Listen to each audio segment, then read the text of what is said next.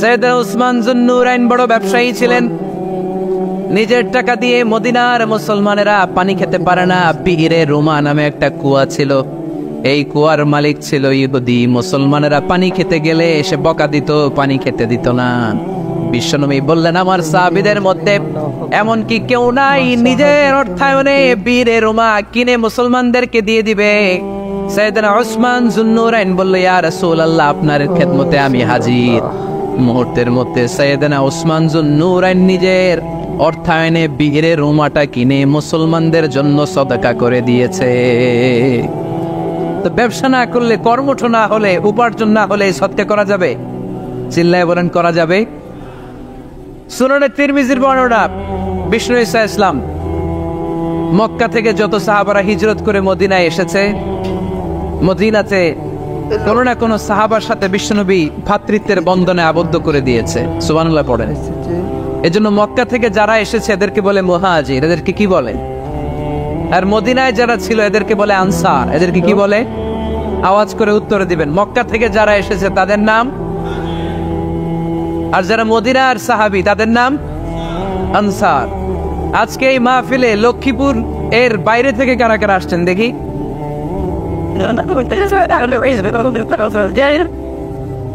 মাশাআল্লাহ, মাশাআল্লাহ, অনেক আসছে। আল্লাহ ভাইদেরকে তুমি কবুল করো, হাত নামান। এই যে লক্ষ্মীপুরের বাইরে থেকে যে ভাইরা আসছে তারা লক্ষ্মীপুরের মেহমান, ঠিক কিনা? মক্কা থেকে হিজরত করে যে সমস্ত সাহাবারা এসেছিল তারা ছিল মদিনার মেহমান। বিশ্বনবী এক এক মক্কার সাহাবীকে মদিনার এক এক সাহাবীর সাথে ভ্রাতৃত্বের বন্ধনে আবদ্ধ করে দিলেন। আব্দুর রহমান ইবনে আউফ রাদিয়াল্লাহু তাআলা আনহু, ওনার সাথে ভ্রাতৃত্বের বন্ধনে যে সাহাবীকে বিশ্বনবী আবদ্ধ করে দিলেন ওনার নাম হচ্ছে সাআদ ইবনে রাবিয়া। কিনা? মদিনার অনেক বড় ব্যবসায়ী। বিশ্বনবী বললেন, ও আব্দুর রহমান ইবনে আউফ, সম্পদ ছেড়ে দিয়ে, পরিবার ছেড়ে দিয়ে, স্থাবর সব ছেড়ে দিয়ে আল্লাহ রাসূলের ভালোবাসায় মক্কা থেকে মদিনায় এসেছো। মদিনায় তোমার চিন্তা নাই, সাদ ইবনে রবিকে আমি তোমার ভাই বানিয়ে দিলাম। সাদ ইবনে রবি তোমার আপন ভাইয়ের মতো। সাদ ইবনে রবি বলল, আব্দুর রহমান, জীবনে তোমারে কোনোদিন দেখি নাই, তোমারে আমি চিনি না, তোমার নাম শুনি নাই, কিন্তু বিশ্বনবীতে তোমার দায়িত্ব আমাকে দিয়েছে। আমার চেয়ে বড় ধনী এই মদিনার মধ্যে দ্বিতীয় কেউ নাই। আজ থেকে তুমি আমার ভাই, আজ থেকে তুমি আমার কি?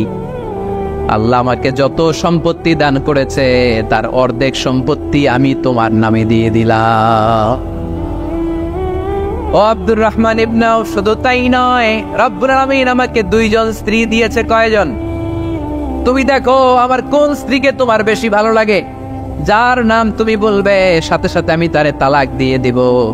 তার ইদ্দত পালন শেষে তুমি তাকে বিয়ে করে তোমার সাথে নিয়ে যাবা। সুবহানাল্লাহ। কারণ বিশ্বনবী তোমার দায়িত্ব আমার কাঁধে দিয়েছে, তুমি আমার ভাই। আমি মদিনার সবচেয়ে বড় ধনী, আমার অর্ধেক সম্পদ আমি তোমারে দিয়ে দিব। আমার দুই স্ত্রীর এক স্ত্রীকে তোমারে দিয়ে দিব। সাইয়েদনা আব্দুর রহমান ইবনে আউফ এই কথা শুনে অবাক হলেন। অবাক হয়ে উনিও এক অবাক কথা বললেন। উনি বললেন, লা হাজাতা লি ফি ইয়া আখি, ও আমার প্রাণের ভাই, তোমার কথা শুনে আমার হৃদয়টা ভরে গিয়েছে, কিন্তু তোমার সম্পদেরও দরকার আমার নাই, তোমার স্ত্রীরও দরকার আমার নাই। বারাকাল্লাহু ফি মালিক ওয়া লি আহলিক, আল্লাহ তোমার মালেও বরকত দেখ, তোমার সম্পদেও বরকত দেখ। তুমি শুধু একটু কষ্ট করবা। কি কষ্ট? দুল্লানি আলা সুক, show me the way to the market. তুমি মদিনায় কোনো মার্কেট আছে কিনা, শপিং মল আছে কিনা, ব্যবসা প্রতিষ্ঠান আছে কিনা আমারে দেখায় দাও। সুবহানাল্লাহ পড়ে। আমরা হইলে কি করতাম? লক্ষ্মীপুরে যারা আসছে এদের একজনকে যদি বলা হয়, ভাই আপনি এখন থেকে লক্ষ্মীপুরের ভাই, আমার অর্ধেক সম্পদ আপনারা দিয়ে দেব, কি করবে? পায়ের উপর পা তুলে খাবে আর বলবে কি আনন্দ আকাশে বাতাসে, ঠিক কিনা? এরপর যদি বলি, ভাই আমার দুই বউ, যেটারে সুন্দর লাগে বলেন তালাক দিয়ে দেই, নিয়ে যান, কি বলবে? কি আনন্দ আকাশে বাতাস। আল্লাহ রাসূলের সাহাবী আব্দুর রহমান ইবনে আউফ বললেন, লা হাজাতা লি ফি, আমার দরকার নেই। দুল্লানি আলা সুক, just show me the way to market. এখানে মার্কেট কই আছে দেখায় দাও। অবাক হয়ে গেলেন সাদ বিন রবি। বললেন, ও আব্দুর রহমান ইবনে আউফ, ঠিক আছে, তুমি যদি নিতে না চাও তোমারে আমি জোর জবরদস্তি করব না। শুনে রাখো, মদিনাতে ইহুদিদের কয়নুকার একটা বাজার আছে। এই কথা বলার সাথে সাথে আব্দুর রহমান ইবনে আউফ চলে গেলেন। এর পরের দিন অল্প কিছু পনির আর ঘি দিয়ে ব্যবসা শুরু করলেন। পনির আর ঘিয়ের ব্যবসা করতে করতে করতে করতে ব্যবসায় তিনি এত লাভ করলেন, উনি বললেন আমি যদি কখনো মদিনার বালুর মধ্যে হাত দিতাম ওই বালুটারও সোনা বানায় দিত কে? দুল্লানি আলা সুক, লক্ষ্মীপুরের কর্মঠ যুবক ভাইয়েরা, এ আব্দুর রহমান ইবনে আউফ আমাদের প্রেরণা। উনি অন্যের ঘাড়ে পাড়া দিয়ে খেতে চায় নাই, আরেকজনের উপর ডিপেন্ডেন্ট বা নির্ভরশীল হতে চায় নাই। তিনি স্বাবলম্বী হওয়ার শিক্ষা লেসেন কিয়ামত পর্যন্ত গোটা বিশ্বের যুবকদের জন্য রেখে গিয়েছে। চিল্লায় বলো ঠিক কিনা? দুল্লানি আলা সুক, show me the way to market. Market কোথায় দেখাও। পনির আর ঘি নিয়ে ব্যবসা করতে করতে কয়েক মাসের ব্যবধানে ইতিহাস সাক্ষী সৈয়দনা আব্দুর রহমান ইবনে আউফ মদিনার বিশাল বড় বিজনেস ম্যাগনেটে পরিণত হয়ে গেলেন। চিল্লায় পড়েন আল্লাহু আকবার। এজন্য ব্যবসার ভেতরে বরকত ঢুকিয়ে দিয়েছে কে? বিষ্ণু বললেন আত-তাজিরা সাদুকাল আমিন মা'আন নাবিয়্যিন ওয়াস সিদ্দীকিন ওয়াশ শুহাদা'i ওয়াস সালিহিন। আমানতদার ব্যবসায়ী তারা সাধারণ কোনো মানুষ নয়, কিয়ামতের দিন নবীদের সাথে হাসর হয়ে যাবে।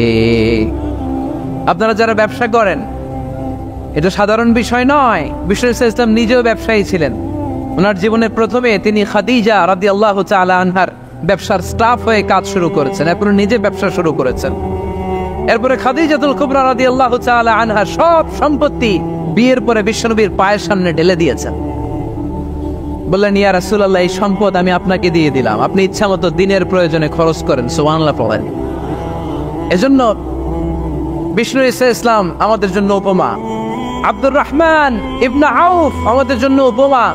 যারা ব্যবসা করেন তারা বিষ্ণু ইসলামের সুন্নাহ পালন করছেন। আত-তাজির আস-সাদুক আল আমিন। বিষ্ণু বললেন সত্যবাদী আমানতদার ব্যবসায়ী, যে ব্যবসা করতে যে মিথ্যা কথা বলে না। অনেক ব্যবসায়ীরা আছে পণ্য চালানোর জন্য মিথ্যা কথা বলে আর কসম কাটে, আছে না নেই? আফা, এমনটা করা যাবে? সকালবেলা স্ত্রীরে বলে এই গরুগুলা বিক্রি করবো, তুই একটা দাম গ। কত কমু? স্ত্রীরে শিখাই দিচ্ছে এই গরুর দাম তুই 40,000। তো বউ বলে ঠিক আছে, দাম কইলাম 40,000। তো এরপরে বাজারে যখন গরু বিক্রি করতে যায়, একজন যখন বলে যে ভাই এটা 30,000 টাকা দিয়ে কিনবো, কয় ভাই আল্লাহর কসম সকালে একজন 40,000 দাম কইছে, আমি দেই নাই। আছে না নাই? কৌশল করে বউরে শিখাইছে সকালে, কয় তুই দাম কর 40,000। তো বাজারে যে সকালে একজন দাম করছে, দাম করে কইছে 40,000 দেই নাই, আপনারা 30,000 কেমনে দেই? এরকম ডাকাইত আছে না নাই? আলহামদুলিল্লাহ লক্ষ্মীপুরে এরকম লোকজন নাই। আরে নাই, আমি কই নাই, এরা কই আস। লক্ষ্মীপুরের মানুষ খুব ধার্মিক, আমি জানি। লক্ষ্মীপুর, নোয়াখালী, ফেনী এই বেল্টের লোকজন খুব আল্লাহওয়ালা। এদের মধ্যে আল্লাহওয়ালার সংখ্যা বেশি, এখানে আলেম ওলামা বেশি, এখানে মসজিদ মাদ্রাসা বেশি। এই জন্য এই জেলাগুলোতে আল্লাহর রহমতও বেশি। আল্লাহ তুমি এই জেলার ছেলেপেলেদেরকে, এই জেলার লোকদেরকে তুমি কবুল করো, মা বোনদেরকে তুমি কবুল করো। সম্মানিত ভাইয়েরা, এজন্য আজকের মাহফিল থেকে আমরা যেটা শিখলাম সেটা হচ্ছে পরিশ্রমে কোনো লজ্জা আছে? আমরা কাজ করে খাবো, ঠিক কিনা? Never under estimate any job. যুবক ভাইয়েরা, লক্ষ্মীপুরের যুবক ছেলেরা শুনতেছ? এরকম আওয়াজ করতে হবে, কান খাড়া করে শোনো। Never under estimate any job. কোনো চাকরিকে ছোট করে দেখা যাবে, whether it's small or big, you don't care. এটাতে কেয়ার করা যাবে না। ছোট্ট চাকরি পাইলেই ঢুকে যাবা, বড় অফার আসলে পরে ঢুকবা। এটা ছোট কাজ, এটা হোটেলের ওয়েটার, এটা ছোট্ট স্টাফ, এটা কেরানি না। কাজ কাজই, কাজের মধ্যে কোনো ছোট বড় নাই। খেটে খাওয়া মানুষকে বিশ্বনবী অনেক সম্মান করতেন। বিষ্ণু ইসলাম খেটে খাওয়া মানুষদেরকে এত ভালোবাসতেন, বিদায় হজের মতো এত গুরুত্বপূর্ণ ভাষণও এই মেহনতি মানুষদের কথা বাদ যায়নি। সুবহানাল্লাহ পড়বেন না? দিনটা ছিল জুমাবার। বিষ্ণু ইসলাম আরাফাতের ময়দানে দাঁড়িয়ে ঐতিহাসিক একটা ভাষণ দিলেন। এই ভাষণের নাম হলো বিদায় হজের ভাষণ। এই বিদায় হজের ভাষণেও খেটে খাওয়া মানুষের কথা বিশ্বনবী বাদ দেয় না। বিশ্বনবী বলেছেন, আরিকাকুম আরিকাকুম, খবরদার অধীনস্থ কর্মচারীদের সাথে খারাপ আচরণ করো না। আতঈমুহুম মিম্মা তাকুলুন ওয়াকসুহুম মিম্মা তালবিসুন, খবরদার মনে রেখো তোমরা যা খাবে তোমাদের অধীনস্থ কর্মচারীদেরও তা খাওয়াবে, তোমরা যা পড়বে তাদেরও তা পড়াবে। বিশ্বনবী শেষ নিঃশ্বাস ত্যাগ করে যাওয়ার আগে যেই কয়েকটা কথা বলেছিলেন তার মধ্যে মেহনতি মানুষদের জন্য কথা আছে রাড়াই। বিষ্ণু ইসলাম যখন শেষ নিঃশ্বাস ত্যাগ করবেন তিনি বলেছিলেন, আসসালাত আসসালাত, উম্মতেরা নামাজ নামাজ, নামাজ ছেড়ে দিও না, নামাজ তরক করো না, নামাজ কাজা করো না। আর বলেছিলেন ওমা মালাকাত আইমানুকুম, অধীনস্থ কর্মচারীদের সাথে খবরদার খারাপ আচরণ করো না। যারা কর্মচারীদের সাথে খারাপ আচরণ করে, যারা মানুষের কাছ থেকে শ্রম নিয়ে কাজ করিয়ে টাকা দেয় না, কিয়ামতের দিন তাদের বিরুদ্ধে মামলা দায়ের করবে কে? কে করবে? হাদিসে কুদসি সাক্ষী বিষ্ণু ইসলাম বলেন, আল্লাহ তাআলা ফরমান, আনা খাসমুহুম সালাসাতুন আনা খাসমুহুম ইয়াউমাল কিয়ামা। তিন শ্রেণীর ব্যক্তির বিরুদ্ধে আল্লাহ বলেন আমি নিজেই কিয়ামতের দিন মামলা দায়ের করব। I will be against them in the day of judgment. Three categories of people I will be against them in the day of judgment. তিন শ্রেণীর লোক কিয়ামতের দিন তারা ছাড় পাবে না। আল্লাহ বলেন আমি নিজেই তাদের বিরুদ্ধে মামলা দায়ের করব। এর মধ্যে এক শ্রেণীর লোক হচ্ছে রাজুলুন ইস্তাজারা জিরান ফাস্তাউফা মিনহু ওয়া লাম ইয়াতি আজরা, একজন শ্রমিক ভাড়া করে তার কাছ থেকে কাজ নিয়েছে কিন্তু তার পারিশ্রমিক আদায় করে নাই। এরকম আছে না নাই? দাপট দেখায়, দাপট দেখায় ইউনিভার্সিটির ক্যান্টিনগুলোতে, ইউনিভার্সিটির ক্যান্টিনে যে খায় মাগার বিল দেয় না, এরকম ডাকাইতে আছে না নাই? চায়ের দোকানে চা খায় পরে দিব, বিল দেয় না, আছে না নাই? দোকানে যে পণ্য কিনে বিল দেয় না, পরে দিব, আছে না নাই? কিয়ামতের দিন আল্লাহ তোর এই মাস্তানি ছুটাবে, চিল্লা এখন ঠিক কিনা? আনা খাসমুহুম, আমি নিজেই তাদের বিরুদ্ধে মামলা দায়ের করব। কথাটা কার? এজন্য বিশ্বনবী বললেন খবরদার মেহনতি মানুষ, খেটে খাওয়া মানুষ, এদের দোয়া কবুল হয়ে যায়। আতুল আজিরা আজরাহু ক্বাবলা ইয়াজিফা আরাকুহু, খবরদার বিশ্বনবী বললেন শ্রমিকের ঘাম শুকিয়ে যাওয়ার আগে তাদের পারিশ্রমিক মিটিয়ে দাও। বিশ্বনবীর বিখ্যাত হাদিস, আতুল আজিরা আজরাহু ক্বাবলা ইয়াজিফা আরাকুহু, শ্রমিকের ঘাম মাটিতে লাগার আগে, শুকিয়ে যাওয়ার আগে তাদের পারিশ্রমিক মিটিয়ে দাও। কেননা তারা যদি বদদোয়া করে তোমার জীবনকে জাহান্নাম বানিয়ে দিবে কে? বিষ্ণু ইসলাম সব সময় খেটে খাওয়া মানুষদেরকে আগলে রাখতেন। সব সময় শুধু যে ভাষণে মেহনতি মানুষদের সাথে ভালো আচরণ করতে বলতেন, শ্রমিকদের সাথে ভালো আচরণ করতে বলতেন এমনটা নয়, ওনার ব্যক্তিগত জীবন ঘাটলেও দেখা যায় উনি শ্রমিকদের সাথে কেমন আচরণ করেছেন। বিষ্ণু ইসলামের একজন খাদেম ছিল, আপনারা তার নাম জানেন? কি নাম? সবাই বলেন আনাস। আওয়াজ করে বলেন বিশ্বনবীর খাদেমের নাম। নামটা কেমন লাগে? ভালো লাগে? ছেলে হইলে রাখবেন তো? রাখবেন? অনেকে আমার জিজ্ঞেস করে যে আমার একটা ছেলের নাম বলে দেন। এই এলাকার যদি কারো সম্ভাব্য আগন্তুক 2 মাস পরেই ছেলে পৃথিবীতে আসবে, এর নাম রাখবেন আনাস। নাম কি রাখবেন? খাদিমু রাসূলিল্লাহ, আল্লাহ রাসূল সাল্লাল্লাহু আলাইহি ওয়াসাল্লামের খাদেম। এই খাদেমের কাছ থেকে একটু শোনেন ওনার মালিক কেমন ছিল। শুনবেন নাকি কষ্ট হচ্ছে? সম্মানিত ভাইরা খেয়াল রাখবেন, কোন পীর সাহেবের ব্যাপারে যদি আপনি রিপোর্ট চান, পীর সাহেবের বউয়ের কাছ থেকে শুনবেন। কথা কয় না? বোঝে নাই বোধ হয়। একজন পীর সাহেব হুজুর উনি কেমন, রিপোর্ট নেবেন কার কাছ থেকে? কার কাছ থেকে? বউয়ের কাছ থেকে। একজন বড় সাহেব, বড় নেতা, তার ব্যাপারে যদি রিপোর্ট পেতে চান, আমি কয়েকটা জায়গা বলে দিই, এই জায়গাগুলো থেকে রিপোর্ট নেবেন। 1 নাম্বার তার ড্রাইভার, 1 নাম্বার। 2 নাম্বার তার বাড়ির দারোয়ান, 2 নাম্বার। 3 নাম্বার তার খাদেম, 3 নাম্বার। 4 নাম্বার তার ঘরের কাজের মেয়ে, 4 নাম্বার। এদের কাছ থেকে আসল রিপোর্ট পাওয়া যায়, ঠিক কিনা?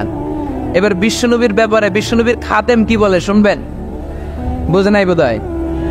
বিশ্বনবীর ব্যাপারে বিশ্বনবীর খাদেম কি কমেন্টস করছে শুনতে চান?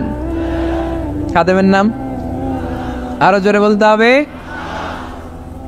আনাস রাদিয়াল্লাহু তাআলা, আনাস রাদিয়াল্লাহু তাআলা আনহু বলেন বিশ্বনবী যখন মক্কা থেকে মদিনায় হিজরত করে আসলেন, মদিনার অলিতে গলিতে আনন্দের বন্যা বয়ে গেল। তলা আল বাদরু আলাইনা বলে সবাই বিশ্বনবীকে বরণ করে নিল। সবাই বিশ্বনবীর সাথে দেখা করতে আসলো। সবাই যখন আনসারী নারী পুরুষরা দেখা করতে যায়, আমার আম্মাও বলল, আনাস, মক্কা থেকে বিশ্বনবী এসেছে, চলো তোমারে নিয়ে দেখা করতে যাই। আনাসের মা আনাস রাদিয়াল্লাহু তাআলা আনহু তখন খুব ছোট্ট। তিনি যে দেখে মানুষের ভিড়ে আনাসকে নিয়ে সামনে যাওয়া যায়, আর তিনি দেখলেন মদিনার অলিতে গলিতে মানুষের ভিড়, আনসারী, আবাল বৃদ্ধ বনিতা, নারী পুরুষ সবাই বিশ্বনবীর সাথে দেখা করছে। আর যারাই দেখা করছে হাতে কোনো না কোনো হাদিয়া নিয়ে বিশ্বনবীর সাথে দেখা করতেছে। সুবহানাল্লাহ বলবেন না? আনসারী যত সাহাবারা বিশ্বনবীর সাথে দেখা করতে এসেছে, কি নিয়ে আসছে? কথা কয় না? তাহা দাও তাহাব্বু, হাদিয়া দাও, একে অপরকে হাদিয়া দাও। তোমাদের মধ্যে ভালোবাসার বন্ধনকে বাড়িয়ে দিবে কে? আনাসের মা বললেন, আমি মানুষ ধাক্কাতে ধাক্কাতে বিশ্বনবীর সামনে পর্যন্ত গেলাম, যে দেখি সবাই বিশ্বনবীর হাদিয়া দেয়। আমি বিশ্বনবীর সামনে যে কাঁদো কাঁদো সরে বললাম, ইয়া রাসূলুল্লাহ, ইয়া হাবিবাল্লাহ, লাম ইউবকি রাজুলুন ওয়ালা ইমরাআতুন মিনাল আমসার ইল্লা ক্বাদ আতহাফাকা বিতুহফা। ও নবী, আমি দেখতে পেয়েছি আনসারী এমন কোন নারী নাই, এমন কোন পুরুষ নাই যে আপনাকে আপনার হাতে কোনো না কোনো হাদিয়া দেয় নাই। ওয়া ইন্নী লা আকদিরু আলা যালিকা মা উতহিফুকা বি। কিন্তু ইয়া রাসূলুল্লাহ, ইয়া হাবিবাল্লাহ, আমার কাছে তো কোনো টাকা নাই, আমার কাছে কোনো পয়সা নাই, আমার ঘরে এমন কোনো জিনিস নাই যেই জিনিসটা আমি আপনারে হাদিয়া দেব, ইল্লা ইবনি হাদা, আমার এই নার ছেড়া ধন কলিজার টুকরা সন্তান আনাস ছাড়া। ও আখিরি জামানার পয়গম্বর, আমি আমার কলিজার টুকরা আনাসকে আপনারে হাদিয়া দিয়ে দিলাম। ইয়া রাসূলুল্লাহ, মদিনার আনসারী এমন কোন নারী পুরুষ কেউ তো বাকি নাই যে আপনাকে হাদিয়া দেয় নাই, সবাই তো হাদিয়া দিল, কিন্তু আমি তো হাদিয়া দেওয়ার মতো আমার কাছে কিছু নাই। আপনারা কি হাদিস থেকে নেয়া এই গল্পটা বুঝতে পেরেছেন? কথাটা শুনতেছিলেন? আনাস রাদিয়াল্লাহু তাআলা আনহুর মা বললেন, ইয়া রাসূলুল্লাহ, আনসারী এমন কোন নারী নাই, এমন কোন পুরুষ নাই যে আপনারা হাদিয়া দেয় নাই, কিন্তু আমার তো হাদিয়া দেওয়ার মতো কিছু নাই আমার এই কলিজার টুকরা আনাস ছাড়া। কি আর আমি করব? আমার কলিজার টুকরা আনাসকে আমি আপনার দরবারে হাদিয়া দিয়ে দিলাম। ইয়া রাসূলুল্লাহ, আমার ছেলেটারই আপনারা হাদিয়া দিলাম। খুদ হাদা ইয়াখদুমু কামা বাদালাক, আপনার যেই কাজ লাগবে, যেই খেদমতের প্রয়োজন, আপনার এই খেদমত করবে। ও নবী, আমি জানি আনাস আপনার বেশি খেদমত করতে পারবে না। আনাস আপনার মেসওয়াক এনে দিবে, অজুর পানি এনে দিবে, জুব্বা লাগলে জুব্বাটা এনে দিবে, ছোটখাটো কাজ করে আপনারে সাহায্য করবে। আমার কলিজার টুকরা সন্তানকে চিরকালের জন্য আমি আপনারে হাদিয়া দিয়ে দিলাম। আনাস রাদিয়াল্লাহু তাআলা আনহু বর্ণনা করছেন, আমি দাঁড়িয়ে দাঁড়িয়ে শুনছি আমার আম্মা বলছে আমি নাকি বিশ্বনবীর জন্য হাদিয়া। সুবহানাল্লাহ পড়েন। এবার খেদমত শুরু করলো সাইয়েদনা আনাস। ছোট্ট মানুষ কি আর করবে, কতটুকু খেদমত আর করতে পারবে? বিশ্বনবীর মেসওয়াকটা এনে দেয়। সুবহানাল্লাহ পড়েন। বিশ্বনবীর আতরের শিশিটা এনে দেয়, বিশ্বনবীর জাইতুনের তেলের বোতলটা আগিয়ে দেয়, বিশ্বনবীর জামাটা প্রয়োজনে বিশ্বনবীর হাতে এনে দেয়। সাইয়েদনা আনাস বলেন, আমি 1 বছর নয়, 2 বছর নয়, 5 বছর নয়, 7 বছর নয়, 10 বছর বিশ্বনবীর খেদমত করেছি। ফামা দারাবানি, 10 বছরে একদিনও তিনি আমারে মারে নাই। সুবহানাল্লাহ। একদিন আমার গায়ে হাত তোলে নাই, হাত তোলা তো দূরের কথা, ওয়ালা সাব্বানি, কোনোদিন গালি দেয় নাই, ওয়ালা আবাসা আলা ওয়াজহি, কখনো বিরক্তি স্বরে ভ্রু কুচকে আমার দিকে বিশ্বনবী কোনোদিন তাকায় নাই। সুবহানাল্লাহ পড়েন। কোনোদিন আমার গায়ে হাত তোলে নাই। আরে হাত তোলা তো দূরের কথা, আমাকে ধমকি পর্যন্ত দেয় নাই। ধমকি দেয়া তো দূরের কথা, আমরা অনেক সময় বিরক্ত হয়ে ভ্রু কুচকাই না। এরকম বিরক্তি হইলে আমরা কারোর প্রতি বিরক্ত হলে কি হয়? কপাল ভ্রু কুচকে ওঠে, ঠিক কিনা? সাইয়েদনা আনাস বললেন, কোনোদিন মারে নাই। খাদেম বলতেছে, খাদেম, বড় সাহেবের রিপোর্ট কার থেকে নিতে হয়? হয় খাদেম, নয় দারোয়ান, নয় ঘরের কাজের মেয়ে, তা না হলে ড্রাইভার। বিশ্বনবীর খাদেম বিশ্বনবীর ব্যাপারে কি কমেন্ট করছে? মা সাব্বানি ওয়ালা জারাবানি ওয়ালা আবাসা ফি ওয়াজহি। এই 10 বছরের খেদমতের জিন্দেগিতে কোনোদিন বিশ্বনবী আমারে মারে নাই, গায়ে হাত তুলে নেয়। আরে হাত তোলা তো দূরের কথা, একটা ধমকও দেয় নাই। আরে ধমক দেয়া তো দূরের কথা, বিরক্তির সুরে ভ্রু কুচকে আমার দিকে কখনো তিনি তাকায় নাই। চিল্লায় বলো সুবহানাল্লাহ। আর আজকে মাইক পেলে মানবতা, মানবাধিকারের কর্মী কি সুন্দর কথা বলে, উইমেন রাইটস এর কথা বলে, শিশু শ্রম নিয়ে কথা বলে, আর বাড়িতে কাজের মেয়ের গায়ের মধ্যে খুন্তি, গরম খুন্তি পিঠের মধ্যে লাগিয়ে পিঠ ঝলসিয়ে দেয়, এরকম আসানা নাই? পত্রপত্রিকায় প্রায় দেখা যায় যে কাজের মেয়েদেরকে কি অত্যাচার করে, খুন্তি গরম করে করে চামড়ার মধ্যে লাগিয়ে স্কিন ঝলসে ফেলেছে, গ্রিলের মধ্যে বেঁধে রেখেছে, সময় মতো খাবার দেয় নাই, পিটিয়ে মাথার চুল কামিয়ে মাথা ন্যাড়া করে দিয়েছে, এরকম আসানা নাই? এরা মানবাধিকারের ঠিকাদার, এরা মানবাধিকারের কথা বলে। আর বিশ্বনবী ইসলামের খাদেম বিশ্বনবীর ব্যাপারে বলেছে, কোনোদিন মায়ের তো দূরের কথা, হাত তোলা তো দূরের কথা, আরে ধমক দেওয়া তো দূরের কথা, বিরক্তির চেহারা নিয়েও কোনোদিন বিশ্বনবী আমার দিকে তাকায় নেই। চিল্লায় পড়েন সুবহানাল্লাহ। বিশ্বনবী একবার সাইয়েদনা আনাস রাদিয়াল্লাহু তাআলা আনহুকে একটা ছোট্ট জিনিস আনতে পাঠালেন। সাইয়েদনা আনাস রাদিয়াল্লাহু তাআলা আনহু জিনিসটা আনতে যে মদিনার অলিতে গলিতে বাচ্চাদের খেলা দেখে জিনিস আনতে ভুলে খেলায় দাঁড়িয়ে গেলেন। ছোট মানুষ, ছোট্ট একটা বাচ্চা যদি আমার সাথে নেই, সে কি আমার প্রয়োজন বুঝবে? আমার সেন্টিমেন্ট যেরকম, বাচ্চা কি ওটা টের পাবে? ছোট্ট আনাসকে বললেন, আমার জুব্বা নিয়ে আস। বিশ্বনবী ইসলাম শাম দেশের জুব্বা পড়তেন, বলতেন জুব্বা নিয়ে এসো। জুব্বা আনতে যখন বেরোলেন আনাস রাদিয়াল্লাহু তাআলা আনহু, দেখলেন মদিনার অলিতে গলিতে বাচ্চারা কুতকুত খেলে। কি খেলে? আপনারা খেলেন? তো এই খেলা দেখে আনাস রাদিয়াল্লাহু তাআলা আনহু ভুলে গেলেন যে বিশ্বনবীর জামা আনতে হবে। উনি ভুলে যে উনিও দাঁড়িয়ে খেলা দেখতে শুরু করলেন। এখন ঘন্টার পর ঘন্টা যায়, আনাসও আসে না, জামাও আসে না। বিশ্বনবী ভাবলেন, হায় রে, আনাস মনে হয় ভুলে গিয়েছে, কি আর করা যায়, নিজের জামা নিজেই নিয়ে আসে। বিশ্বনবী বের হলেন জামা আনতে, বের হয়েই দেখে মদিনার গলিতে বাচ্চারা খেলতেছে, ওইদিকে আনাস রাদিয়াল্লাহু আনহু দাঁড়ান। বিশ্বনবী সাল্লাল্লাহু আলাইহি ওয়াসাল্লাম কিছু বললেন না, যে উনিও আনাস রাদিয়াল্লাহু তাআলা আনহুর পাশে দাঁড়িয়ে খেলা দেখতে আরম্ভ করলেন। সুবহানাল্লাহ পড়বেন না? সাইয়েদনা আনাস খেলা দেখতে হঠাৎ বিশ্বনবীর দিকে চোখ পড়ে গেছে। বিশ্বনবীর চোখের দিকে যখন সাইয়েদনা আনাস রাদিয়াল্লাহু তাআলা আনহুর চোখ পড়ে গেছে, সাইয়েদনা আনাস বলে, আমার কলিজাটা এখান থেকে এই দিকে চলে আসছে। ভয়ে। কিসে? ভয়ে। উনি বললেন, আমার গলা শুকিয়ে যেতে আরম্ভ করলো, কাঁপতে লাগলাম। হায় হায়, এখন আমার মনে পড়ছে বিশ্বনবীর জামা আনতে পাঠাইছিল, ভুলে গেছে খেলার আবেশে পড়ে। উনি বললেন, বিশ্বনবী আমারে ধমক দেন নাই, আমার গায়ে হাত তোলেন নাই, জামা আনতে পাঠাইছি, এখানে খেলা দেখতেছো এটাও বলেন নাই, বিরক্তিও প্রকাশ করেন নাই। বিশ্বনবী শুধু একটা হাসি দিয়েছেন, স্মাইল। কি দিয়েছেন? একটা মুচকি হাসি দিয়েছেন। কি হাসি? সাইয়েদনা আনাস বলে, ওই যে ওই দিনের বিশ্বনবীর মুচকি হাসির শাসন, মরার আগের দিন পর্যন্ত আমি আনাসকে সোজা রাস্তায় রেখেছি, আর ডানে বায়ে নেয় নাই। শাসন করতে জানলে লাঠি লাগে না, শাসন করতে জানলে ধমক লাগে না, শাসন করতে জানলে পিট্টি দেয়া লাগে না। মুচকি হাসি দিয়েও শাসন করা যায় কি যায় না? সাইয়েদনা আনাস বলেন, কোনোদিন মারে নাই, কোনোদিন ধমক দেয় নাই, সব সময় আমাকে আদর করেছে। চিল্লায় পড়েন সুবহানাল্লাহ। এজন্য সব সময় বিষ্ণু ইসা ইসলাম শ্রমিকদেরকে ভালোবাসতেন। শ্রমে কোনো লজ্জা নাই, লজ্জা হচ্ছে অলসতায়। আজ থেকে এই মাহফিল, এই এত বড় আয়োজন, এত বড় গ্যাদারিং তখনই সার্থক হবে যখন আমরা এই সিদ্ধান্তে আসতে পারবো যে আমরা অলস সময় কাটাবো না, আমরা আমাদের এই সময়গুলোকে প্রোডাক্টিভ ওয়েতে কাজে লাগাবো, কোনো না কোনো কাজের সাথে জড়িত হব। Never under estimate any job, whether it's big or small, বড় হোক বা ছোট হোক, কোনো কাজকে আমরা ছোট করে দেখবো না। যে কোনো কাজ করো না ভাই, যে কোনো কাজ করো, তা যেন হয় সবার চেয়ে সবচেয়ে সুন্দর। আমাদের অবসর সময়গুলোকে কাজে লাগানোর দরকার আছে না নাই?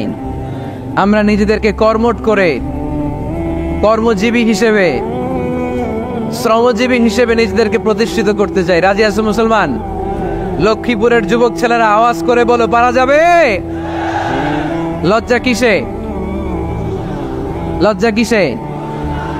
অনেকে টাঙ্কি মারে, এদিক সেদিক ঘুরে, আর বলে আমার আব্বা চেয়ারম্যান। আরে তোর আব্বা চেয়ারম্যান, তুই কি?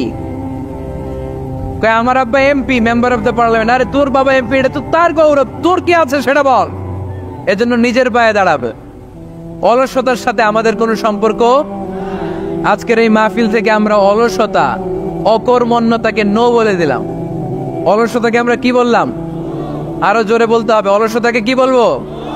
আর সব সময় কর্মঠ থাকবো, এনার্জেটিক থাকবো, নিজের পায়ে দাঁড়াবো, আইডিয়া জেনারেট করব, এন্টারপ্রেনার হওয়ার চেষ্টা করব, নতুন নতুন উদ্যোক্তা হওয়ার মাধ্যমে আমরা আমাদের নিজেদের ভাগ্য পরিবর্তনের চেষ্টা করব। কারণ আল্লাহ বলেছেন, ইন্নাল্লাহা লা ইউগাইয়িরু মা বিকাওমিন হাত্তা ইউগাইয়িরু মা বিআনফুসিহিম। আল্লাহ তাআলা ততক্ষণ পর্যন্ত কোন জাতির ভাগ্যের চাকার পরিবর্তন করে না যতক্ষণ পর্যন্ত ওই জাতি নিজে নিজের ভাগ্যের চাকার পরিবর্তন করতে না চায়। চিল্লা এখন ঠিক কি না? কাজে কোনো লজ্জা নাই, পরিশ্রমে কোনো লজ্জা আছে? যিনি রিক্সা চালায় এতে তার কোনো লজ্জা আছে? দিনমজুর, কুলি, ঠেলা গাড়ি চালায়, ছোট্ট ব্যবসা করে, এতে কোনো লজ্জা আছে? লজ্জা নাই। খেয়াল রাখবেন, লজ্জা হচ্ছে অলসতায়। লজ্জা কিসে? বিষ্ণু ঈসা ইসলাম বলেছেন, মা আকালা আহাদুন তুআমান কাত্তু খায়রুম মিন আইয়াকুলা মিন আমালিয়াতি। নিজ হাতে উপার্জিত খাবারের চেয়ে, অর্থের চেয়ে শ্রেষ্ঠ খাবার পৃথিবীর কোন মানুষ কোনোদিন ভক্ষণ করে নাই। চিল্লা এখন সুবহানাল্লাহ। শ্রেষ্ঠতম খাবার নিজ হাতে উপার্জিত খাবার, ঘাম জড়িয়ে যে অর্থ উপার্জন করা হয়, যে ইনকাম করা হয়, এটা হালাল। আর হালাল খেয়ে দোয়া করলে কবুল করে কে? এজন্য খেটে খাওয়া মানুষ, শ্রমজীবী মানুষ আর মেহনতি মানুষদেরকে বিশ্বনবী খুব ভালোবাসতেন। তারা বিশ্বনবীর বন্ধু আর বিশ্বনবী ছিল তাদের বন্ধু। সুবহানাল্লাহ পড়েন। এত ভালোবাসতেন বিশ্বনবী খেটে খাওয়ার মেহনতি মানুষদেরকে। সব সময় বিষ্ণু ইসলাম তাদের জন্য দোয়া করতেন। এজন্য যারা খেটে খায় তারা কপালওয়ালা, তারা মুস্তাজাবুদ দাওয়া। তারা কি? মুস্তাজাবুদ দাওয়া মানে এমন ব্যক্তি যে ব্যক্তি দোয়া করতে দেরি হয় কিন্তু দোয়া কবুল হতে দেরি হয় না। আপনারা এখানে ব্যবসা করেন কে কে? দেখি তো, হাত তুলেন তো। ব্যবসা, মাশাআল্লাহ, অনেক ব্যবসায়ী আছে তো দেখি। আচ্ছা, হাত নামান। চাকরি করেন কে কে? চাকরি, চাকরিও তো অনেক করে দেখি। হাত নামান। প্রবাসী, ছুটিতে দেশে আসছেন। হুজুর আমি আছি কই? আপনি দেখতে আসছেন? মাশাআল্লাহ। কোন দেশে থাকেন? সৌদি আরব। আলহামদুলিল্লাহ। সৌদিতে ভাল লাগে নাকি সৌদি স্বপ্নের দেশ, খাটতে খাটতে জীবন শেষ? ইনশাআল্লাহ। আচ্ছা, ইউনিভার্সিটির স্টুডেন্ট আছো কারা কারা দেখি? মাশাআল্লাহ, হাত নামাও। ক্লাস 5 থেকে ইন্টারমিডিয়েট পর্যন্ত পড়াশোনা করতেছো অথবা দাখিল আলিম পর্যন্ত, কারা কারা দেখি? মাশাআল্লাহ, হাত নামাও, হাত নামাও। একবারও যারা হাত তোলেন না এবার তারা হাত তোলেন। আপনারা কি করেন? হ্যাঁ, বেকার।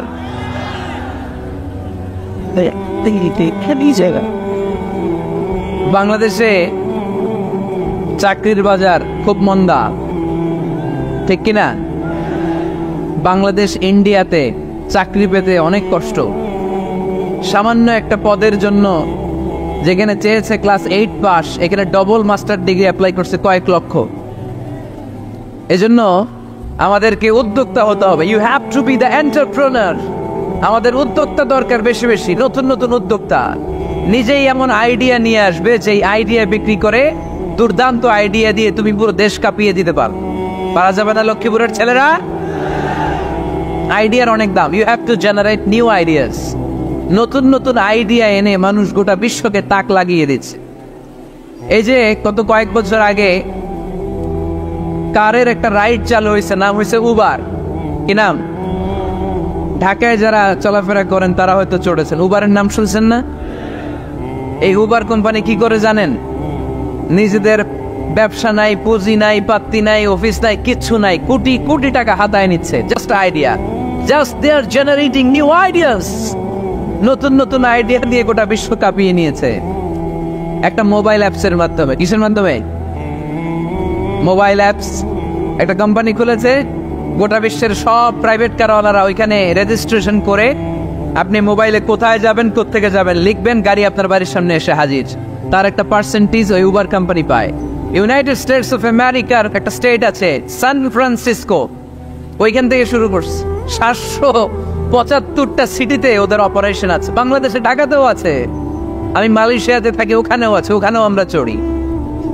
প্রায় 63টা দেশে ওদের কাজ বাজ আছে। গত বছরে 2018 সালে ওদের প্রফিট ছিল, রেভিনিউ ছিল $11.27 billion $, 11.27 billion. Just they are selling their ideas, নতুন নতুন আইডিয়া দিয়ে গোটা বিশ্ব কাঁপাচ্ছে। এই উবার যখন চালু হলো, আমি তখন মালয়েশিয়ায়, শুনলাম বাংলাদেশে নতুন আর একটা বাইরে হয়েছে, পাঠাও। কি নাম? এটা বোধহয় সারা বাংলাদেশ ব্যাপী হয় নাই, 3টা জায়গায়, সিলেটে, চট্টগ্রামে আর ঢাকায়। এরা আরো চালাক। বাংলাদেশের ছেলেপেলেদের মাথায় চিকন চিকন অনেক বুদ্ধি। এরা ভাবলো এই উবার দিয়ে আর আমরা কত আগাবো, আমাদের গাড়ি আরো ছোট করতে হবে। এরা মোটরসাইকেল রাইড দেওয়া শুরু করছে। জ্যামের শহর ঢাকা, চিপা চাপা দিয়া এরা আপনারা নিয়ে জায়গা মতো পৌঁছায় দেবে। তো এই যে উবারের পরে আমাদের ছেলেরা বানাইলো পাঠাও। এরপরে কত কিছু বানাচ্ছে ছেলেপেলেরা, আমি তো এগুলো দেখে অবাক। রকমারি.com নাম শুনছো? বিক্রয়.com নাম শুনছো? ঘরে বসে বসে কোটি কোটি টাকা হাতিয়ে নিচ্ছে তারা। Just they are selling their ideas. যেহেতু আমাদের চাকরি কম, ওই চাকরির বাজারে আমরা লাইন দিতে চাই না। আমাদের মেধাকে খাটিয়ে খাটিয়ে আমরা নতুন তরুণ উদ্যোক্তা বানাতে চাই। চিল্লায় বলো ঠিক কিনা? উদ্যোক্তা যত বাড়বে ততই দেশের কল্যাণ হবে। মানুষ তাদের আইডিয়াকে কাজে লাগিয়ে গোটা বিশ্বকে তাক লাগিয়ে দিচ্ছে। আমরা আমাদের সমতল ভূমিতে চাষ করতে চাই না। মালয়েশিয়াতে একটা এলাকা আছে ক্যামেরুন হাইল্যান্ড, ওরা পাহাড়ের মধ্যে চাষাবাদ করে গোটা মালয়েশিয়ার খাদ্যদ্রব্যের অভাবকে মুক্ত করে দিয়েছে। পাহাড়ের মধ্যে ওখানে ফুলের বাগান, ক্যামেরুন হাইল্যান্ড প্রায় 6000 ফিট উঁচু, প্রচন্ড ঠান্ডা। এই ঠান্ডা পাহাড়ে হিল ট্রাক্টস এরিয়াতে মালয়েশিয়ার এই ক্যামেরুন হাইল্যান্ডে ওখানে আছে ফুলের বাগান, আছে ফলের বাগান, আছে চায়ের বাগান, ওখানে মধুর চাষ হয়, ওখানে শাকসবজি চাষ হয়, ওখানে অনেক কিছু চাষাবাদ হয়। ওই ফলমূল শাকসবজি দিয়ে গোটা মালয়েশিয়ার 14টা স্টেটে যত শাক সবজি ফলমূল লাগবে ওরা আঞ্জাম দেয়। আর আমরা আমাদের সমতল ভূমিতে চাষ করতে চাই না। আমরা চাষাবাদকে খুব লজ্জা মনে করি। এটা ভুল আইডিয়া। আমাদের যে এলাকা যে জিনিসের জন্য বিখ্যাত ওইটাকে আমাদের ব্র্যান্ডিং করতে হবে। লক্ষ্মীপুর কিসের জন্য বিখ্যাত? নারিকেল সুপারি। নারিকেল সুপারি যে পৃথিবীর কত মানুষ, ইন্দোনেশিয়ান লোকেরা মরির মতো খায় নারিকেল আর সুপারি। তো এইটারে আমাদের ব্র্যান্ডিং করতে হবে। যেই দেশে যেটা আছে, যেই এলাকা যেই পণ্যের জন্য বিখ্যাত ওইটা আমাদের ব্র্যান্ডিং করতে হবে। আমাদের আদমজির জুট মিল বন্ধ না? পাওয়ানি জুট মিল বন্ধ। আমাদের পাট শিল্পকে ধ্বংস করে দিয়ে ইন্ডিয়া এখন ওই কটনের পাঞ্জাবি বানায়, জুট কটনের পাঞ্জাবি। আছে না নাই? পুরা বাংলাদেশের মার্কেট এই জুট কটনের পাঞ্জাবি দিয়ে সয়লাভ। আমাদের বাংলাদেশের পাট দিয়ে যদি আমরা বিহি পাঞ্জাবি বানাতে পারতাম, গোটা বিশ্ববাজারকে আমরা দখল করে নিতে পারতাম। ঠিক কিনা? এজন্য আমাদেরকে নতুন নতুন আইডিয়া জেনারেট করতে হবে। চাকরির পিছনে বসে থাকলে চলবে না। আর আজান যদি হয়ে যায় ছুটে যাব মসজিদে, আর নামাজ শেষ হলে আমরা আমাদের কাজের দিকে চলে যাব। চিল্লায় বলেন ঠিক কিনা? যেটাই করবো আমরা ভালোভাবে করব। আল্লাহ বলেছেন লিয়াবলুয়াকুম আইয়ুকুম আহসানু আমালা। লক্ষ্মীপুরের ভাইয়েরা আওয়াজ করে উত্তর দেন, আওয়াজ করে উত্তর দিতে হবে। জান্নাতে যেতে হলে 100তে কত নাম্বার পেতে হবে? হ্যাঁ, হয় নাই 51। কি নাম তোমার? হ্যাঁ, ফরহাদ। জান্নাতে যেতে হলে 100তে আমার দরকার 51। 100তে কত লাগবে? ফাআম্মা মান সাকুলাত মাওয়াজিনুহু ফাহুয়া ফি আইশাতির রাদিয়া। সেদিন মিজানের পাল্লা যার ভারী হয়ে যাবে সে আনন্দ উৎসবে থাকবে। তো মিজানের পাল্লা ভারী হওয়ার জন্য 100তে আমার কত পাওয়া লাগবে?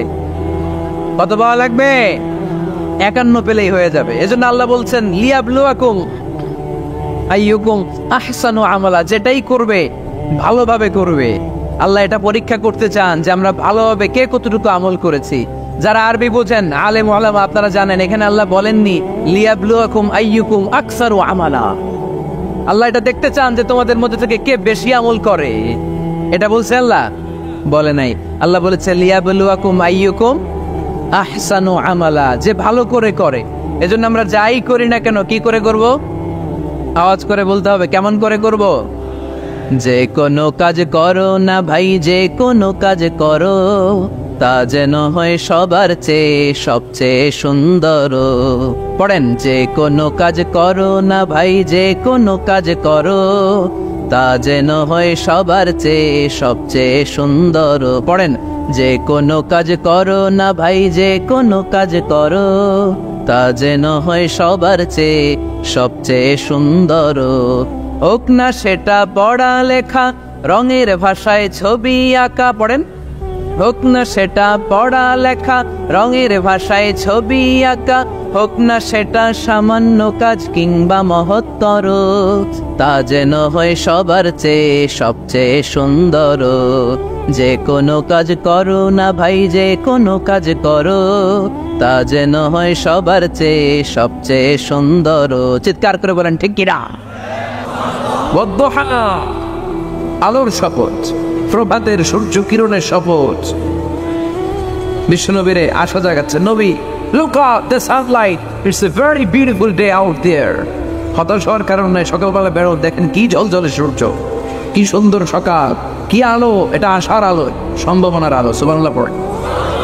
এজন্য আল্লাহ আলোর শপথ করলেন, বললেন সকালের আলোর কসম, লাইটের কসম, দোহার কসম, আলোর কসম, ওয়াল্লাইলি ইযা সাজা, আর রাত্রির কসম, রাত্রিটা যখন নিঝুম হয়, হয় নিস্তব্ধ। সুবহানাল্লাহ। আল্লাহ আলোর কসম করলেন আর অন্ধকারের কসম করলেন। এই আলো দিয়ে আল্লাহ তাআলা অবির আগমনকে বুঝালেন, আর অন্ধকার দিয়ে আল্লাহ তাআলা অবির অনুপস্থিতিকে বুঝালেন। সুবহানাল্লাহ। আল্লাহ বুঝাতে চাইলেন, নবী, আলোর শপথ, অন্ধকারের শপথ, দুইটাই লাগে। সব সময় আলো থাকলে ভালো লাগে, সব সময় অন্ধকার থাকলেও ভালো লাগে। 365 দিন সব সময় 24 ঘন্টা খালি সূর্যের আলো, রাত্রে ঘুমাইতে পারবেন? আবার 365 দিন ঘুটঘুটে অন্ধকার, দিনের বেলা ক্ষেত খামারে কাজ করা যাবে? তার মানে আলোরও দরকার, অন্ধকারেরও।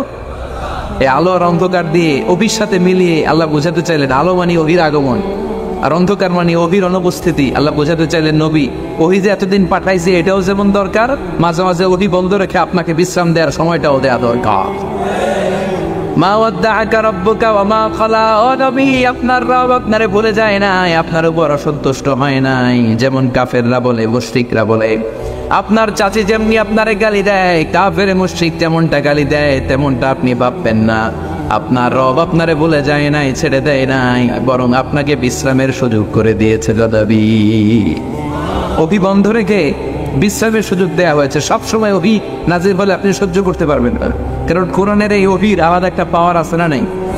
সূর্যের যেমনি আলো আছে, কিরণ আছে, অভির কিরণ আছে, এটার পাওয়ার আছে। আল্লাহ অভিকে নাম দিয়েছে ইন্না সানুলকি আলাইকা কাওলান সাকিলা। এটা একটা ভারী বাণী, এটা হালকা কোনো কথা নয়। কারণ এই কথাগুলো কার? আসতে বলবেন না, চিল্লায় বলেন কার? এটা আল্লাহর বাণী, এটা অনেক ওজনওয়ালা। অভির ওজন আছে। বিশ্বনবীর কাছে যখন শীতের রাতে অভি আসতো, মা আয়েশা বলতেন, হাত্তা লা ইয়াতাফাসসাদু জাবিনুহু আরাফান। প্রচন্ড শীতের রাতে কোরআনের এই আয়াতকে রিসিভ করতে যে বিশ্বনবী এমে একাকার হয়ে যায়, ঘামতেন। প্রচন্ড শীত, আমরা কম্বল চেপে বসে আছি, আর বিশ্বনবী এমে একাকার। তার মানে অভির একটা পাওয়ার আছে না নেই? আবার বিশ্বনবী যখন ওটের উপরে বসা থাকা অবস্থায় কোরআনের আয়াত বিশ্বনবীর ওপর নাজিল হতো, ওটের বুকটা জমিনের মধ্যে লেগে যেত। ঘোড়ার উপরে চড়া অবস্থায় যখন ওহী নাজিল হতো, ঘোড়ার পা গুলো, ফুলগুলো জমিনের ভিতরে তেপে যেত। বিশ্বনবী মাঝে মাঝে সাহাবাদের পায়ের উপর, রানের উপর মাথা রেখে শুয়ে থাকতেন, ঘুমাতেন। যায়েদ বিন হারেসা রাদিয়াল্লাহু তাআলা আনহু রানে বা পায়ে মাথা রেখে বিশ্বনবী একবার ঘুমিয়ে গেল। ঘন্টাখানেক ঘুমিয়ে আছে, যায়েদ বিন হারেসা টেরই পায় নাই বিশ্বনবীর মাথার আর কতটুকু ওজন। একটু পর তিনি বললেন, বিশ্বনবী চোখ খুললেন, ঘুম থেকে জাগলেন, কিন্তু শুয়েই রইলেন। হঠাৎ শুয়ে থাকা অবস্থায় তার উপর ওহী নাজিল হতে শুরু করল।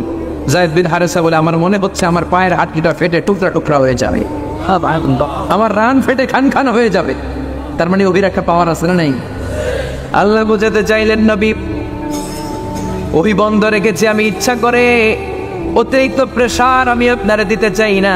বারবার বারবার ওহি রিসিভ করলে আপনার স্নায়ু এটা সহ্য করতে পারবে না, ওহির পাওয়ার আপনার দেহ নিতে পারবে না। তাই ইচ্ছা করে বিশ্রামের সুযোগ দিয়ে ওহি বন্ধ করে দিলাম। সুবহানাল্লাহ পড়ে। মা ওয়াদ্দাআকা রাব্বুকা ওয়া মা ক্বালা। আপনার রব আপনারে ভুলে যায় নাই, তিনি আপনার উপর অসন্তুষ্ট হয় নাই। নবী জেনে রাখেন, ওয়ালাল আখিরাতু খায়রুল লাকা মিনাল উলা, আখিরাত এই দুনিয়ার চেয়ে আপনার জন্য শ্রেষ্ঠ। সুবহানাল্লাহ বলে। কিন্তু আমরা দুনিয়া নিয়ে ব্যস্ত। হ্যাঁ, আমাদের লাইফস্টাইল দেখে মনে হয় যে আমরা এই দুনিয়া থেকে যাবই না কোনোদিন, আজীবন থাকার জন্য আসছে, কেউ আম করে নিতে পারবে না। এই এলাকা আমার, ক্ষমতা আমার, বাড়ি আমার, গাড়ি আমার, দাপট আমার, সব আমার। এরকম আছে না নেই? কিন্তু আসলে কি আজীবন থাকতে আসছি? দাদা চলে গেল, বাবা গেল, মামা গেল, আপনি যাবেন না? না, হ্যাঁ যাবেন, চলে যেতে হবে, মাটির কবরে ঢুকতে হবে। আল্লাহ সেটাই বললেন, ওয়ালাল আখিরাতু খায়রুল লাকা মিনাল উলা। ও নবী, আখিরাত এ দুনিয়ার চেয়ে শ্রেষ্ঠ। আরেক আয়াতে বললেন আখিরাত দুনিয়ার চেয়ে শ্রেষ্ঠ এবং স্থায়ী। ঠিক কিনা? বাল তুগসিরুনাল হায়াতাদ দুনিয়া ওয়াল আখিরাতু খায়রুন ওয়া আবকা। তোমরা দুনিয়ার জীবন নিয়ে পড়ে থাকো, কিন্তু আখিরাত শ্রেষ্ঠ, আখিরাত স্থায়ী। ঠিক কিনা? কবরে যেতেই হবে, পরপারে পারে জমাতেই হবে, বাঁচার কোনো উপায় নাই। চিৎকার করে বলেন ঠিক কিনা? মাইকম্যান কোন দিকে বসা? হ্যাঁ, সাউন্ডটা আরেকটু স্ট্রং করতে হবে, আমার অনেক চিল্লানো লাগতেছে। সাউন্ডটা আরেকটু স্ট্রং কর, খুব দুর্বল সাউন্ড। মাইক পেন নাই, মাইক চেদো কোথায়? হ্যাঁ, একটু স্ট্রং করেন, একটু স্ট্রং করেন। এই জন্য পরপারে আমাদেরকে যেতে হবে। বিষ্ণুবীর আল্লাহ বুঝালেন, ওয়ালাল আখিরাতু খায়রুল লাকা মিনাল উলা। দুনিয়াটা স্থায়ী নয়, স্থায়ী কোনটা? আখিরাত। চিল্লায় বলেন স্থায়ী কোনটা? এই দুনিয়ার জীবনের দৃষ্টান্ত হচ্ছে 4টা স্বর্ণের টুকরা আর 3টা লাশের মতো। স্বর্ণের টুকরা কয়টা? লাশ কয়টা? বনি ইসরায়েলের জামানায় 3 বন্ধু রিজিকের অনুসন্ধানে বের হয়েছে যে তারা কাজ করে ভাগ্যের পরিবর্তন ঘটাবে। পথিমধ্যে তারা একটা গুপ্তধন পেয়েছে, বিশাল বড় গুপ্তধনের বাক্স খুলে দেখে বড় বড় 4টা স্বর্ণের টুকরা। চিল্লায় বলেন কয়টা? এবার 3 বন্ধু তো মহাখুশি, আমগরে পায় কি? স্বর্ণের টুকরা পাইছে, আজীবন খেয়ে পরে আমরা জীবন শেষ করে দেব। তো 3 বন্ধু মিলে ভাগ বটোয়ারা করবে। একজন বলল পেটে প্রচন্ড ক্ষুধা লেগেছে, একজন বাজারে যা, বাজারে যে কিছু খাবার নিয়ে আয়, খেয়ে দেওয়ার পরে ভাগ করি। একজনের বাজারে পাঠিয়েছে, আর 2 বন্ধু মনে মনে ভাবে, একজন আরেকজনের বলে, যেটারে বাজারে পাঠালাম ওইটারে যদি মেরে ফেলতে পারি তাহলে তার ভাগ বটোয়ারার দরকার নাই। স্বর্ণের টুকরা 4টা, তুই নিবি 2টা, আমি নেব 2টা। যে বাজার থেকে রুটি কিনতে গিয়েছে সে মনে মনে ভাবে, রুটির মধ্যে যদি বিষ মাখানো যায়, আরে বিষ মাখানো রুটি যদি এই 2টারে খাওয়ানো যায়, তাই না? সবগুলাই আমার। তো যেই চিন্তা ওই কাজ, সে রুটির মধ্যে বিষ মাখিয়ে নিয়ে এসেছে। আর ওই 2 জন আগে থেকে রেডি, ওইটারে আইলেই সাইজ। আসার সাথে সাথে 2 জন মিলে ওই বন্ধুরে সাইজ করে ফেলছে। কিলাইতে ঘুষাইতে শেষ, ওইটারে দুনিয়া থেকে বিদায়। এবার একজন কয়, এটারে তো মারলাম, অনেক ক্ষুধা লেগে গেছে, চল খায়ালেন, কি করি? এবার বিষ মাখানো রুটি খেতে শুরু করেছে। বিষ মাখানো রুটি খেয়ে এই 2টাও শেষ। 3টা লাশ পড়ে আছে, 4টা স্বর্ণের টুকরা পড়ে আছে। এটাই হচ্ছে দুনিয়ার জীবনের দৃষ্টান্ত, যে দুনিয়ার জন্য আমরা পাগল। এই দুনিয়াটা একটা মোহ, একটা মায়াজাল, একটা মরিচিকা। এই লোভের পেছনে আমরা ছুটছি। এই মহাচ্ছন্ন দুনিয়াটাকে ছেড়ে দিয়ে আমাদেরকে কবরের জীবনের দিকে পাড়ি জমাতে হবে। চিল্লায় বলেন ঠিক কিনা? একদিন মাটির ভেতরে হবে ঘরে মন আমার, কেন বান্ধ দালান ঘর? প্রাণ পাখি উড়ে যাবে পিঞ্জর ছেড়ে,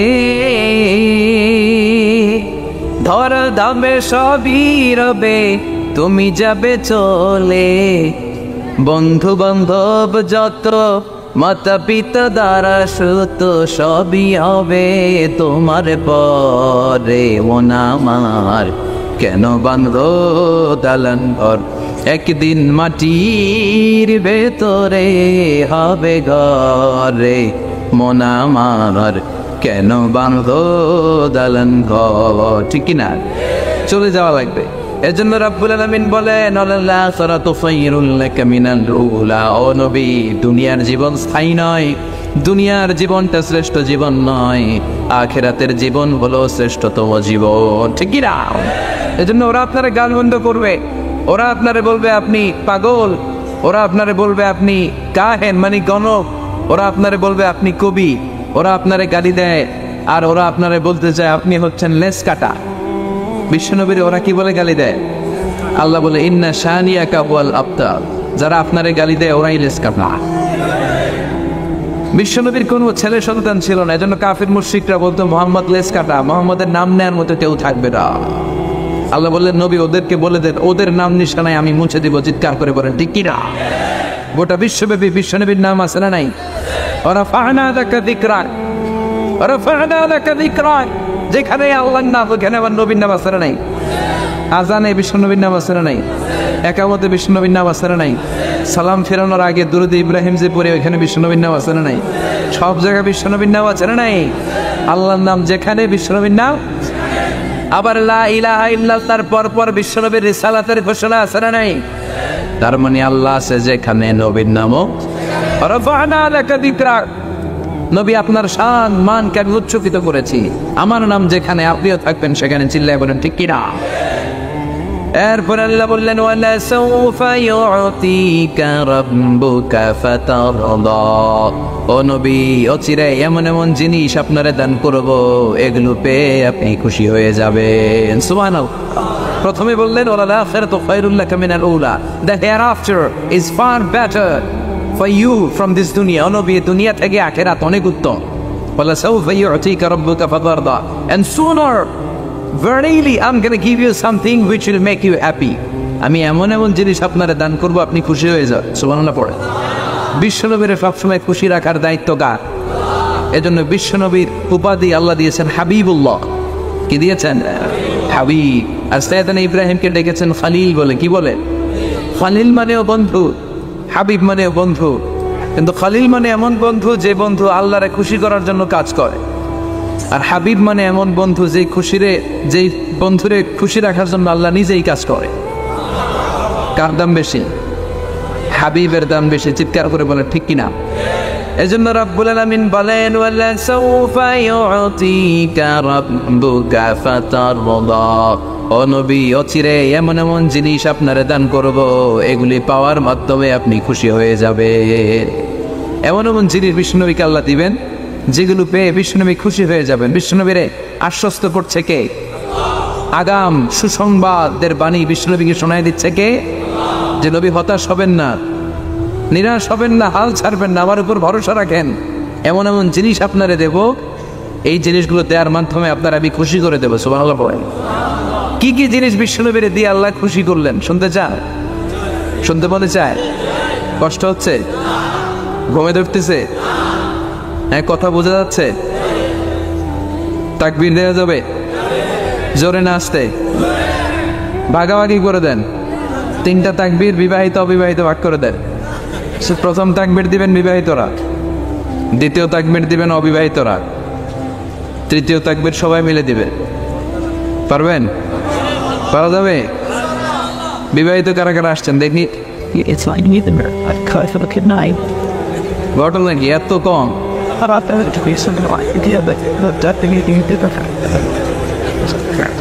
তো সংখ্যা অনেক কম। আপনাদের দলে আমিও আছি ইনশাল। আত্মামান অবিবাহিত কারা কারা দেখি?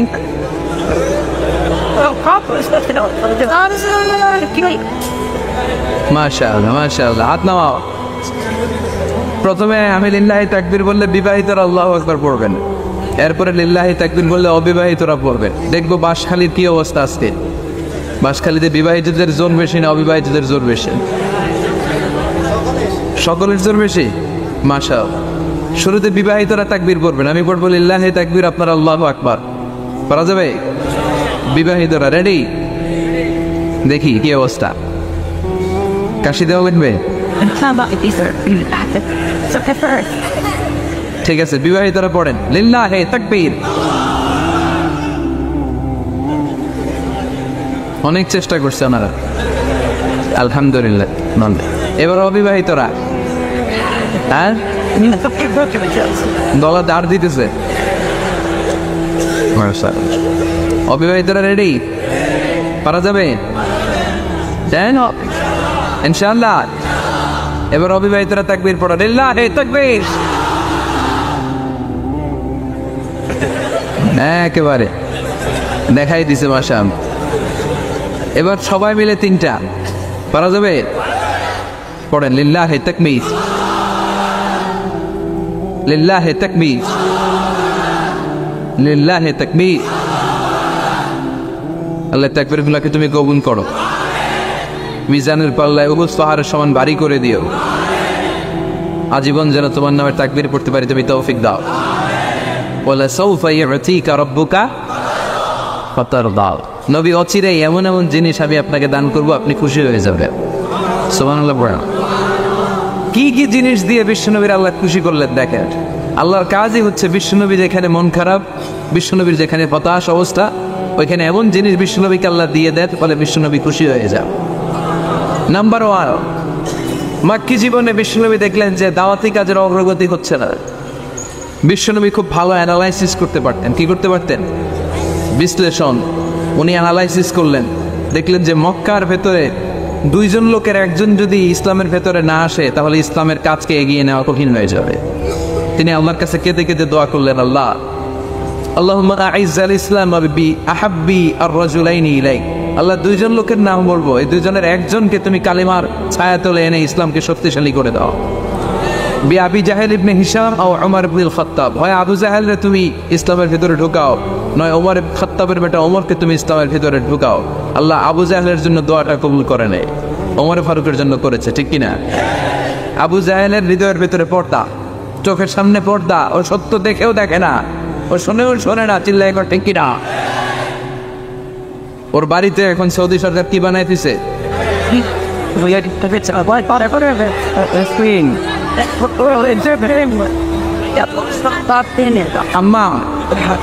ল্যাট্রিন। বাঙালি হাজিরা গেলেই যাই বনাই দিয়ে আসে। এবার আবু জাহেল না তোরে পাই না, তো ল্যাট্রিন পাইছেন, তো ল্যাট্রিন পাইয়া এই কাম করে। আবু জাহেলরে পাইলে কি করতে? জুতা পিটা করতে হবে। এই আবু জাহেল সে কালিমা পড়তে পারে নাই, ওমর ফারুকের জন্য এই দোয়াটা কবুল করে নিল কে? বিশ্বনবী রাতের বেলা কেঁদে কেঁদে দোয়া করলেন, আল্লাহুম্মা আইজ্জাল ইসলাম বিহাব্বি রাজুলাইনি ইলাইক। আল্লাহ আপনার কাছে যারে ভালো লাগে এই 2 জনের একজনকে আপনি ইসলামের ভেতরে ঢুকান। আল্লাহ ওমর ফারুকের জন্য দোয়া কবুল করলেন। বিশ্বনবী তখন আরকাম ইবনে দারিল আরকামের ঘরে লুকিয়ে লুকিয়ে দাওয়াতি কাজ করতেন।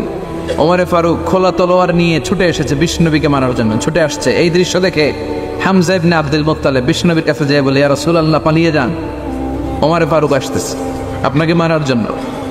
বিশ্বনবী বললেন, হামজা আপনি সরে যান, অন্যান্য সাহাবাদেরকেও সরে যেতে বলেন, ওমরকে আমার কাছে আসতে দেন।